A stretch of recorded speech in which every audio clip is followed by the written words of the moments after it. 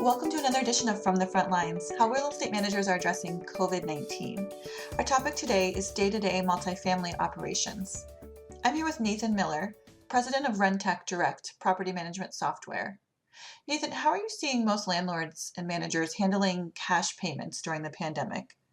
We're seeing that most landlords are actually fairly resistant to cash and even checks right now.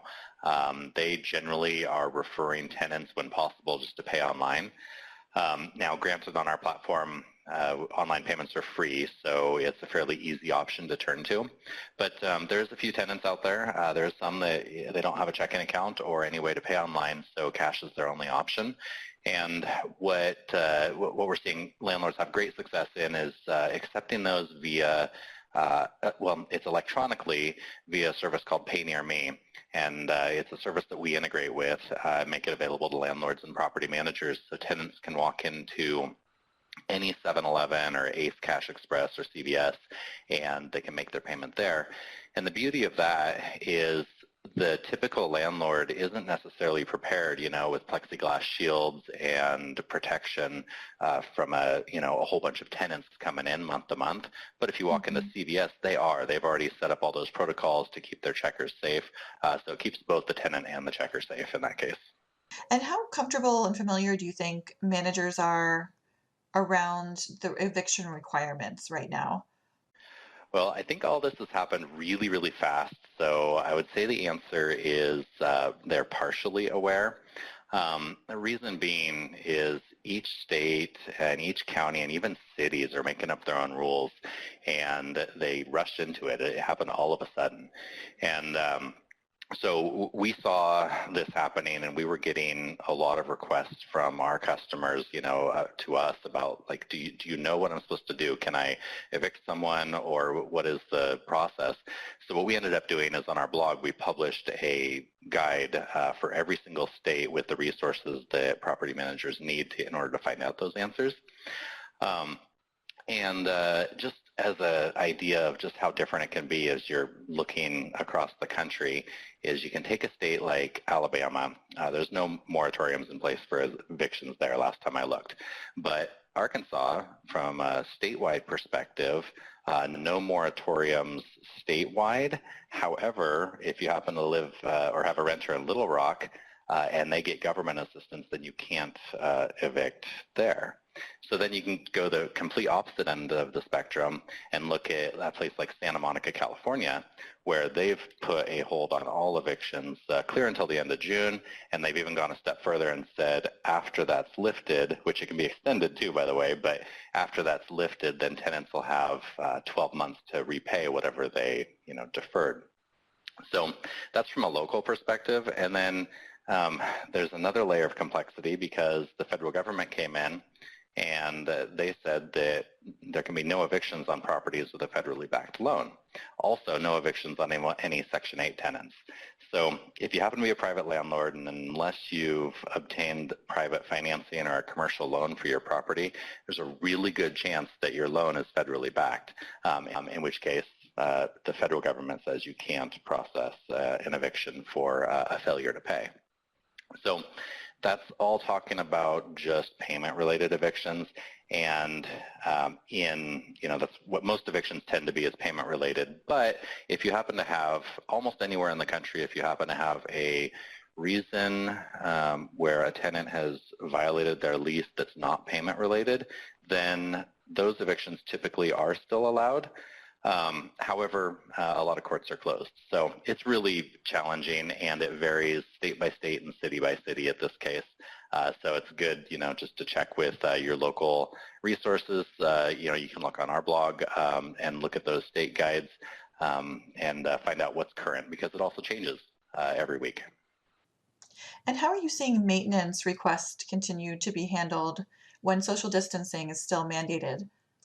Yeah, I see property managers getting fairly creative.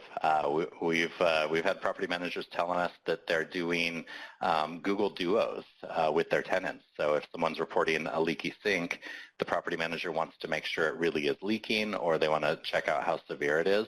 And so they'll do like a Google Duo or a Meet or a Zoom meeting with the tenant and actually have them just bring their phone over to whatever item happens to be broken or malfunctioning and confirm it prior to even entering it as a maintenance item.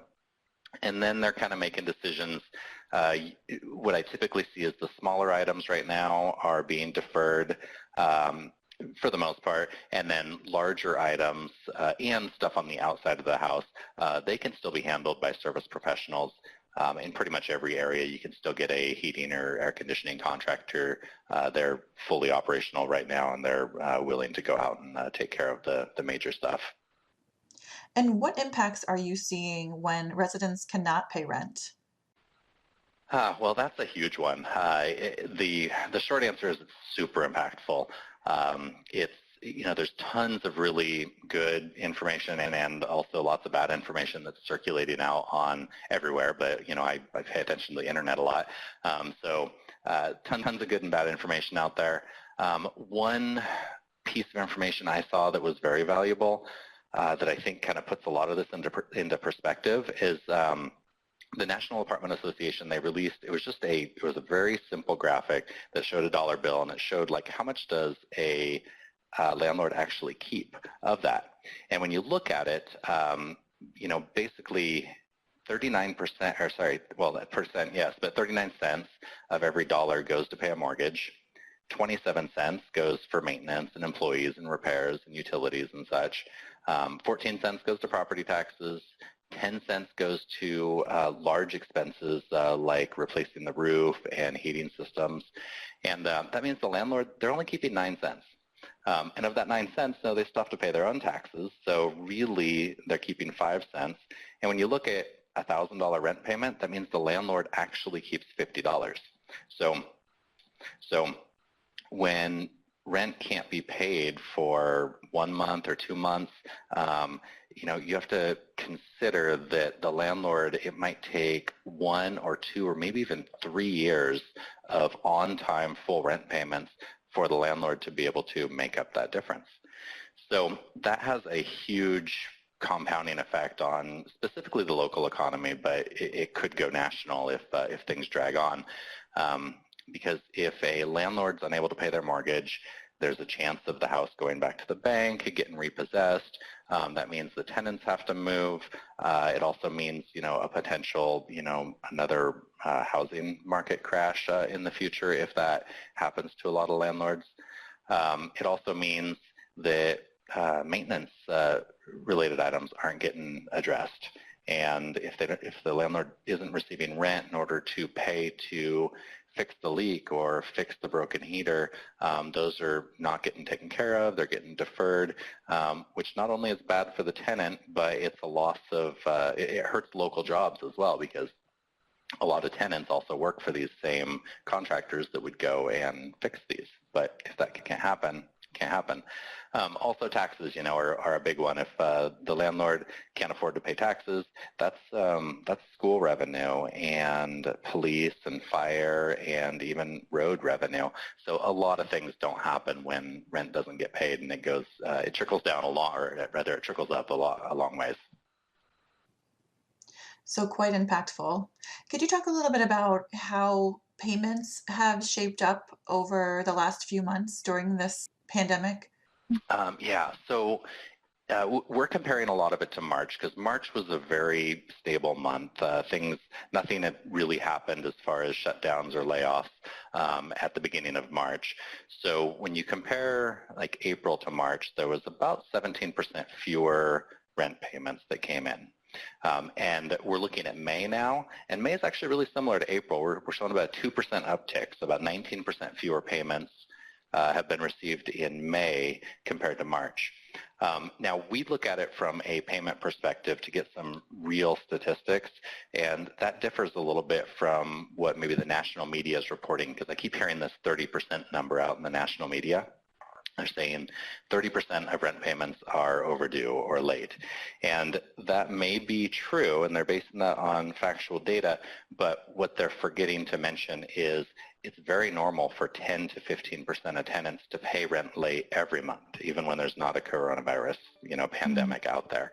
So realistically, tenants that haven't paid is looking more in the 15 to 20% range right now. Thank you so much, Nathan. It will be interesting to keep an eye on this as we continue to move forward. Please continue to visit iRoom.org, where you'll find our page dedicated to providing updates and resources to support real estate managers in making informed decisions during this time. That's irem.org.